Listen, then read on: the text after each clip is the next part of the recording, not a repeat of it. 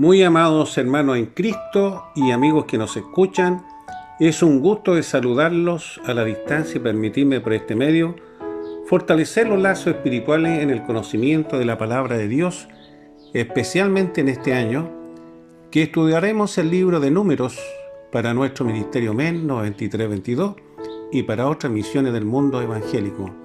Que el amor y la paz de nuestro Señor Jesucristo sean en cada uno de ustedes. Lo desea como siempre su pastor John Charles Reyes.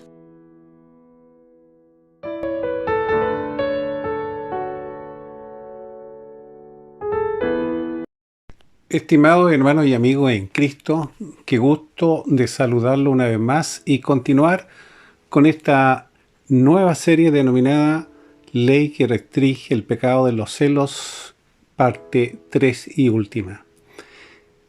Te invito a abrir la Biblia para dar lectura al libro de Números, capítulo 5, versículos 23 al 31, descrita en este video.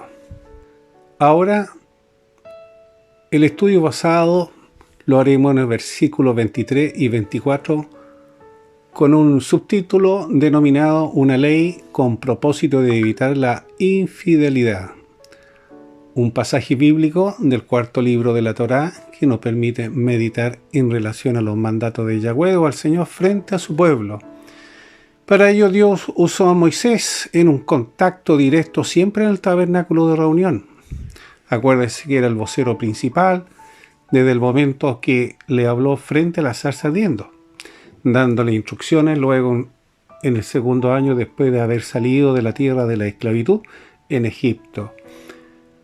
Continúa con un plan estructurado de instrucciones de la nueva administración del pueblo y especialmente la parte sacerdotal, dejando a la tribu de Leví solo para el servicio de su adoración y servicio religioso. Un sistema de vida estructurado a la genealogía de la familia de la comunidad de los levitas, camino a la tierra de Canaán. Daremos una introducción de los versículos 23 al 31. Diremos que la historia que va generando este tema es una cadena de acontecimientos, un eslabón con un tema controvertido de impureza, como siempre lo hemos dicho, o pecados cometidos en el campamento por los matrimonios, como es el adulterio o de infidelidad. Efectivamente, la ley que Moisés acataba de parte de Dios entregaba ventanas de justicia. Ahora seguimos el proceso de la infidelidad de una mujer cuyo esposo sospechaba o dudaba de su mujer o de ella, y según la ley debía llevarla ante el sacerdote. El sacerdote tenía el derecho de escribir esta situación según la ley, que era parte del ritual. Si la esposa bebía el agua amarga sin sufrir enfermedad, manifestaba su fidelidad o la lealtad a su esposo. Así funcionaba esta ley de los celos, cuando existía sospecha de adulterio o de infidelidad, pero no había prueba y se llevaba al juicio denominada la harina. Así es. Y el sacerdote debía ejecutarlo en una forma para indicar y de llevar todas nuestras ansiedades, temores como es el celo del Señor. Sin embargo, existía una esperanza para dicha mujer. Era esta ofrenda en memoria de ella o de la imputada, quemando esta ofrenda en el altar. Toda esta escena con el fin de la purificación o santidad que se realizaba en el templo de reunión para la mujer acusada de adulterio, todo en la posición de preservar el matrimonio. De modo que si era inocente, sería libre. Esta es la culminación de la ley de los celos para aquellos que aparentemente vivían en pecado, sometidos a las instrucciones para resolver la supuesta infidelidad. Por último, debemos reflexionar sobre la sospecha y de la defensa de Dios a pesar que el hombre presentía la deslealtad. Este es el pasaje bíblico que, si bien es cierto, es primitivo, pero el hecho de comprobarse culpabilidad, el hombre queda libre y la mujer debía asumir su pecado. Esta visión nos permite movernos con la nueva forma cultural y tomar una nueva disposición en estos casos. Vamos a profundizar Este es el tema de esta ley en medio de la peregrinación hasta llegar al río Jordán. De modo que las instrucciones eran para evaluar y decidir qué hacer en caso de impureza o pecados cometidos. Para ello, la obediencia y la fidelidad a Jehová era la única forma de mantener esta pureza en ambos y dar la entrada en el tabernáculo o tienda de reunión. Hoy, en estos tiempos, el matrimonio es una figura de Cristo con el convertido genuino, formándose la unidad de fidelidad, sincero y con amor, logrando la paz en el alma con la presencia del Espíritu Santo, el nuevo sistema del tabernáculo andante, que es usted, lleno de amor, paz y gozo en el corazón. Así queda obsoleta la antigua ley. Así es, solo con pedir perdón directo con Dios para la restauración de su ser, conocido como la obra redentora, como lo dice en el texto áureo ubicado en el Salmo 19:7 y que dice: la ley de Jehová es perfecta, que convierte el alma, el testimonio de Jehová es fiel, que hace sabio al sencillo. Continuemos con el título 1 denominado Una ley con propósito de evitar la infidelidad, del libro de Números, capítulo 5, versículos 23 al 24, con este tema central, ley que restringe el pecado de los celos, parte 3. Daremos algunas referencias adicionales en Isaías 43, 25, en 1 Corintios, capítulo 5, versículo 2, y en Apocalipsis 20, versículo 12. Acordémonos que Moisés desconocía los planes futuros de la expansión del Evangelio de Jesucristo y la forma de la redención. Pero a medida que pasan los cientos de años y miles de años, la dirección del nuevo sistema de expansión sacerdotal se establece con la resurrección de Jesucristo, donde Jesús es presentado como el Cordero Pascual, dando su vida en la cruz del Calvario, el primogénito de entre los muertos, el primero, lo mejor, lo sano, lo saludable, donde la figura central pasa a ser Cristo o Yeshua. Y ahora evaluemos los versículos, en especial y comenzando con el 23. En relación a este pasaje, la ley mosaica, o en el tiempo de Moisés, el pueblo de Israel avanzaba en medio del desierto, escapando de la esclavitud de Egipto. Sin embargo, existían problemas de infidelidad matrimonial, y de la forma de establecer la pureza existe esta ley, un sistema para dar protección a la mujer acusada, sobre todo cuando existían acusaciones falsas. En ningún momento había que pensar en un estado de machismo, oprimiendo a la mujer, sino más bien era su tiempo y tradiciones culturales, dando una leve apariencia de control a la mujer, o bien darle una connotación de inferioridad, pero no es el caso. Sin embargo, en el ritual se protegía a la mujer, sabiendo que esta mujer acusada en aquellos tiempos culturales era también propiedad de su marido o esposo. Con respecto al versículo 24, la ley sacerdotal se hace presente una vez más con la parte final del ritual, dándole de beber a la mujer del agua santa con polvo, si se puede decir así. Si ella ocultaba el pecado, estas aguas amargas traerían maldición y amargura. Léase en Isaías capítulo 43, versículo 25, y que dice: y no me invocaste a mí, oh Jacob, sino que de mí te cansaste, oh Israel. Reflexionamos con estos versículos que acabamos de desarrollar. Si meditamos el proceder de esta ley de los celos, trae un sinnúmero de comentarios, como usted puede percibirlo. Además que en esta época el hombre solo tenía esa facultad de acusar por infidelidad y sin prueba, sometiendo a su esposa a una degradación moral y la deshonra para su familia y amigos. Usted debe imaginar. Sin embargo, en esta generación sería humillante, pero sí tenía un propósito de evitar el camino accidentado de la infidelidad. Un estado tan valiente, y es necesario hasta la fecha buscar la pureza. Por ello es necesario que el matrimonio busque la forma de relacionarse en conversaciones sanas que generen la confianza, para evitar estas consecuencias que pueden ser letales, sumándose en el mundo grupal, tener charla de la equidad y justicia. Lees en 1 Corintios, capítulo 5, versículo 2, y dice: y vosotros estáis envanecidos, ¿no deberías más bien haberos lamentado para que fuese quitado en medio de vosotros el que cometió tal acción? Aplicar esta palabra actualmente en el año 2024 no es tan fácil, pero diremos que en estos tiempos el creyente verdadero, casado especialmente, deberá considerar este tema de lealtad con su mujer en una conversación y colocar los puntos sobre la mesa, proporcionando rango de límite para evitar esta amargura. Recomiendo, estimado amigo que escucha y amiga, que se fortalezca usted en los lazos de comunión en Dios.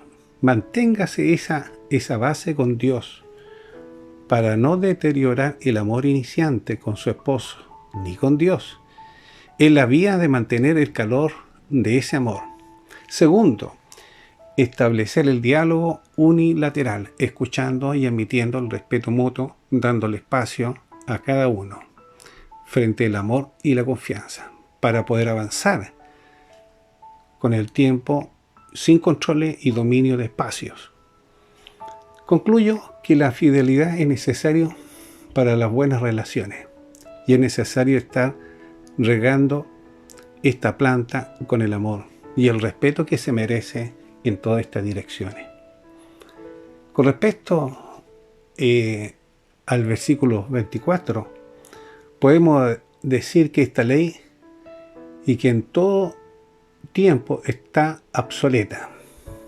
Pero sabemos que cualquier acción que quiebre la confianza traerá consecuencias dolorosas. Es por ello que nuestras elecciones prematuras tendrán secuelas en su tiempo o cualquier unión apurada tendrá efecto si son permisivos. Es por ello que cada integrante debe ser responsable en sus conversaciones para abordar este tema antes, durante y en los momentos de su unión matrimonial y evitar el grosor de la amargura que genera este tema. Es necesario, un menester, que los dos mantengan un sistema de espiritualidad, congréguese al ministerio para dar una formación de amor y de justicia, una forma de relacionarse con Dios para eliminar el pecado oculto, de manera que el arrepentimiento es esencial para alcanzar la pista del amor, la equidad y la fidelidad.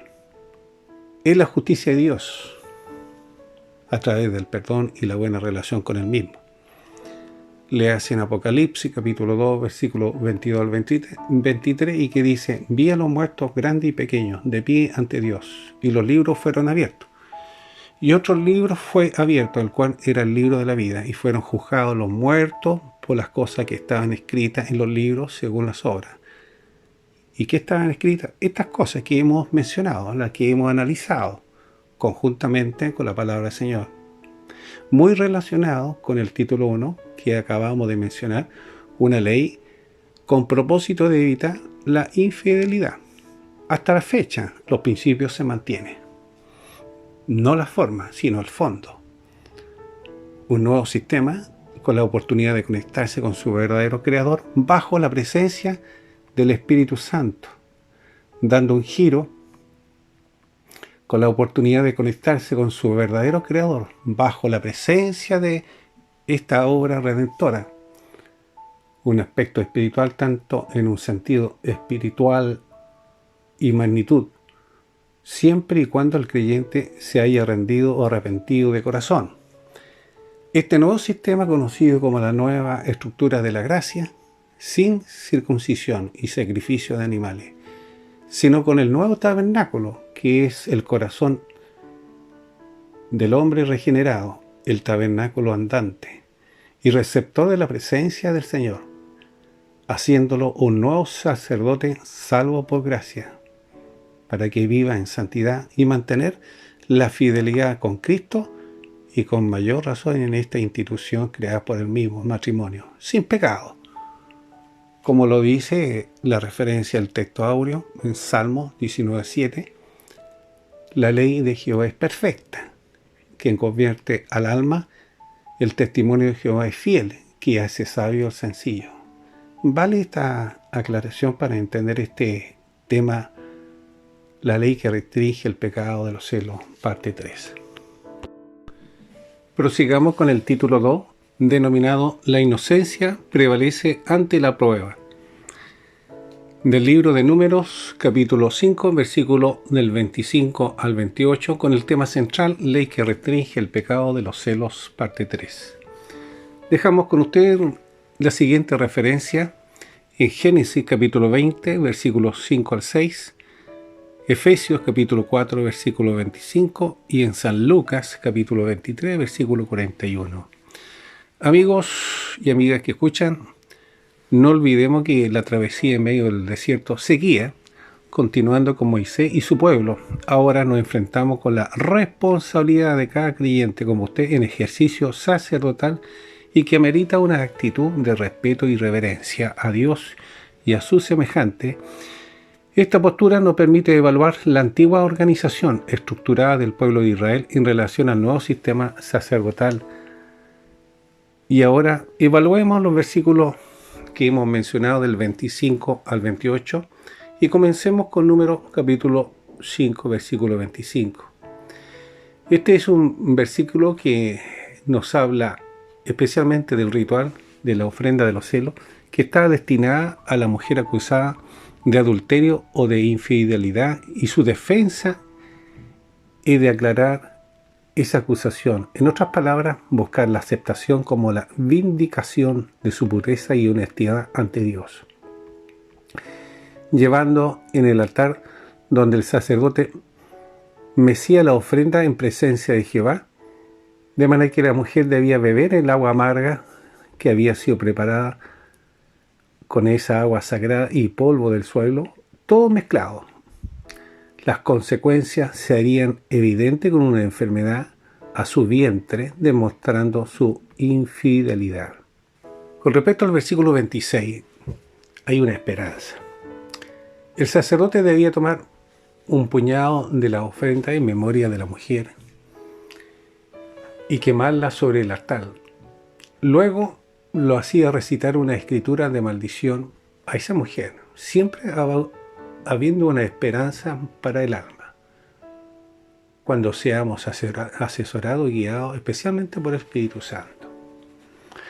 Con respecto al versículo 27, se presentan las dificultades, y una de ellas en el matrimonio es la infidelidad o adulterio, tema que estamos tratando, y que hasta la fecha es considerada un pecado, y que en este tiempo podía llegar hasta la muerte, sabiendo que el matrimonio es una institución sagrada generada por Dios mismo. De modo que en la sociedad es un modelo a seguir en pureza, para mantener la moral en su lugar y evitar fornicaciones y adulterio. Y este es el caso del beber de esa agua de amargura. La mujer inocente quedaría absuelta. Era una forma de expiación de pecado para limpiar su cuerpo y alma. Sin embargo, este pasaje bíblico nos habla de las consecuencias de la infidelidad en la congregación y en el medio donde nosotros residimos. Es por ello que se debe mantener la santidad siempre en el matrimonio, el respeto sin acoso obsceno. ¿Lo está haciendo usted? ¿Respeta a su cónyuge? Con respecto al versículo 28, se nos va generando esta dificultad de enfrentar este sistema de vida normal. Una vida normal cuando nos referimos a la pureza. Sin embargo, en el mundo es todo lo contrario. El pagano lo vive como pan de cada día, como es el caso de esta mujer en adulterio, pero acusada por considerarla sucia o contaminada, una falta delicada, aparentemente hasta el momento, y que su castigo era, según la ley, muy severa. Pero en estos tiempos estamos en la gracia. No significa que usted puede adulterar todas las veces que quiera y luego confesar su pecado y seguir esta sincronización de ningún modo. La gracia está basada en la misericordia de Dios. Y cuando usted se arrepiente de corazón es porque usted no vuelve nunca más a esa postura. Léase en Génesis capítulo 20, versículos 5 al 6, y que dice: ¿no me dijo él, mi hermana es? Y ella también dijo, es mi hermano. Con sencillez de mi corazón y con limpieza de mi mano he hecho esto. Y le dijo Dios en sueño: yo también sé que con integridad de tu corazón has hecho esto, y yo también te detuve de pecar contra mí, y así no te permití que la tocases. Reflexionemos con estos versículos que hemos evaluado durante todo este trayecto. Cada creyente tendrá que enfrentar en la vida un sinnúmero de pruebas, mientras seamos solteros, mientras seamos casados, y también tribulaciones, en especial en el trabajo y en el hogar. Y en este caso especial es la unión matrimonial, y que más de alguna vez podemos errar por descuidarnos de la oración y dar sentencia a nuestra misma esposa o esposo, según el caso, ser víctima del celo. Y esta posición nos demuestra nuestra debilidad, que nos aleja de vivir en comunión, y es por ello que la confianza en Dios es vital. Se va creando en la medida que nuestro amor se entrega abiertamente. Lo mismo con su cónyuge, para lograr esa armonía y disfrutar con gozo esa estabilidad de confianza. De modo que las primeras preocupaciones deben ser llevadas a los pies del Señor, pero verificar efectivamente la inocencia cuando somos honestos, porque siempre el Señor nos ayudará a enfrentar este tipo de calumnias o batallas de las mentiras dentro del mismo pueblo o de la congregación. Segundo, cada creyente sabrá evaluar este tipo de ritual. Sin embargo, el valor de la justicia se hace prevalecer y necesitamos la presencia del Espíritu Santo. Por eso es que es importante la confesión y el arrepentimiento, sobre todo en los momentos difíciles, para superar estos tipos de conflictos y desafíos a este tipo de prueba de infidelidad. Léase en Efesios capítulo 4, versículo 25, y que dice: por lo cual, desechando la mentira, hablad verdad cada uno con su prójimo, porque somos miembros los unos de los otros. ¿Cómo podemos aplicar estos pasajes bíblicos de la antigua Torá a este tiempo de la gracia en el 2024? Bueno, en primer lugar tendremos que mencionar la obra redentora, la confianza y la espiritualidad que amerita en estos casos. Esta gestión de las ofrendas nos permite dar el paso siempre de presentar nuestras inquietudes al Señor, aunque sean las amarguras más dolorosas, para sanarnos y mantener la línea de la verdad, para lograr la confianza con Dios y resolver los conflictos que se han generado con la ayuda del Espíritu Santo. Segundo, ¿qué haría usted si estuviese en este caso como esta dama? Una calumnia de infidelidad. Sin lugar a dudas necesitará un sacerdote para orientarlo, para fortalecerlo, para indicarle el paso a seguir. Salir de ese hoyo de angustia, enfrentando el horizonte de la vida a este conflicto que traerá más de algún sinsabor. Tercero, el creyente genuino no está excluido de esta injuria o de este tipo de acusación o diferentes áreas, como es el adulterio, porque creyeron, pensaron, me dijeron. Es el típico forma de evaluar del humano. Pero la inocencia prevalecerá ante todo argumento, de quien venga, porque se dispondrá con la confianza en su Salvador, con amor y lealtad. De modo que si un creyente genuino está en plena armonía con su Redentor, se enfrentará a diferentes casos, pero saldrá ileso.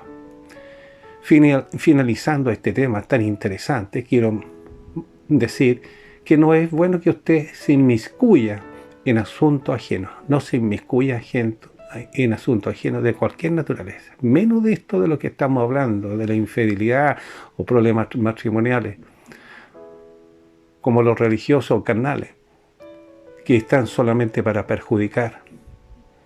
Acuérdese que fue llamado a bendecir y nunca a maldecir, menos a calumniar. Si usted es un verdadero creyente, cierre su boca, mantenga presente el amor, mantenga presente el perdón, confíe en el Señor. No hable despectivamente de su hermano. ¿Está confiando en su idea o confiando en Dios? Léase en San Lucas capítulo 23, versículo 41, y que dice: nosotros a la verdad justamente padecemos, porque recibimos lo que merecieron nuestros hechos, mas ningún mal hizo. Estimado amigos y hermanos, para finalizar este apreciado tema, diremos que el nuevo creyente genuino, y que debe ser usted, que ha aceptado por fe el sacrificio de Cristo en la cruz del Calvario, no significa que va a estar libre de pecado. Será tentado por los mismos humanos, el mismo sistema social en que viven muchos carnales, producto de la naturaleza contaminada por el veneno de la serpiente antigua.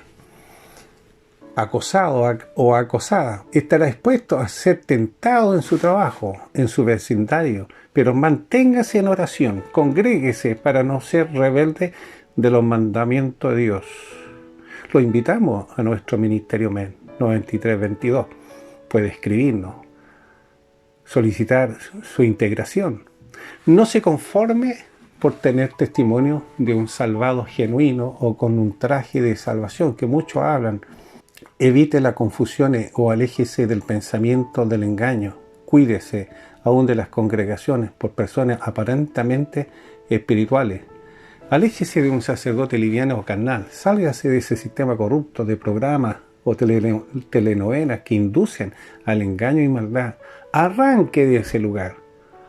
Hoy, por medio de la dispensación del Evangelio y la obra de redentora por gracia, el nuevo camino de la fe envuelto con amor, el salvado genuino deberá siempre confiar en su Salvador para mantener su vida espiritual activa, para tener sabiduría y enfrentar con esa sabiduría este tipo de aspereza.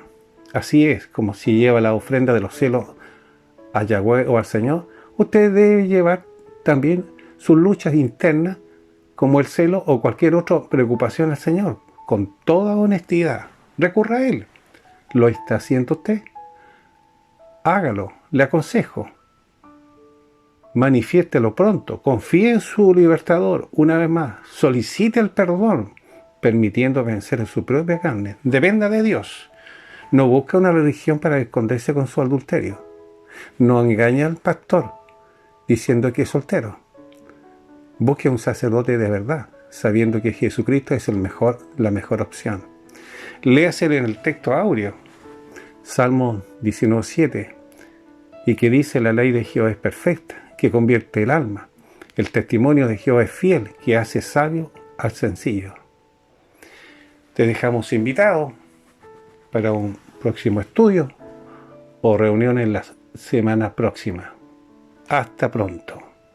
Me despido de ustedes y los esperamos en un próximo programa del Ministerio Evangelístico Nueva Vida 9322. Como siempre, evangelizando para ustedes. Quédate con nosotros y crece con estos estudios o sucesos bíblicos. No olvide compartir con quien lo necesita, a un familiar o amigo.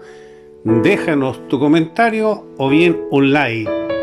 Puedes vernos en nuestra página web descrita en este video, Nueva Vida 9322, o bien en YouTube, MEN 9322, o escribirnos a nuestro correo electrónico contacto men9322. Se despide como siempre su pastor y amigo John Charles Reyes. Mi Dios los bendiga.